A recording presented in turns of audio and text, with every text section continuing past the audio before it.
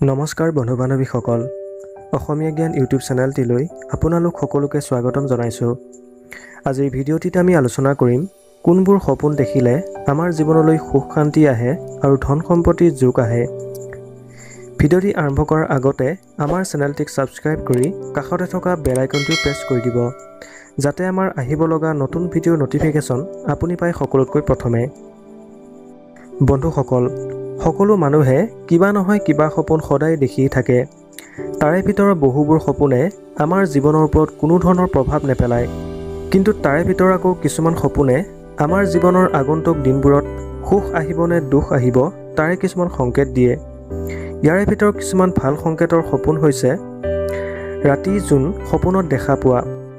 ৰাতি জোন সপোনত দেখা পালে আপোনাৰ আহিব লগা দিনবোৰ সুখৰ হ'ব, লগতে শীঘ্ৰেই অৰ্থপ্ৰাপ্তিৰ যোগ আছে। সপোনত নাৰিকল দেখিলে আপুনি শীঘ্ৰেই ধনী হোৱাৰ সম্ভাৱনা আছে। যদি সপোনত সঘনাই পাৰ চৰাই দেখি থাকে তেন্তে শীঘ্ৰেই আপোনাৰ ভাগ্য উদয় হ'ব। আপোনাৰ কোনো আধৰুৱা কাম পূৰ্ণ হ'বলৈ গৈ আছে। যদি সপোনত কেতিয়াবা শেষ ৰাতি সূৰ্য উদয় হোৱা দেখিছে তেন্তে আপুনি শীঘ্ৰেই অৰ্থ লাভ কৰিবলৈ গৈ আছে। আৰু যদি কেতিয়াবা সপোনত মকৰাৰ জাল দেখে আৰু সেই মকৰাৰ জালত আপোনাৰ নামটো লিখা থাকে তেন্তে ইয়াক অত্যন্ত শুভ বুলি কোৱা হয়।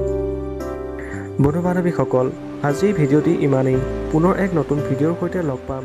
আজিলৈ ধন্যবাদ।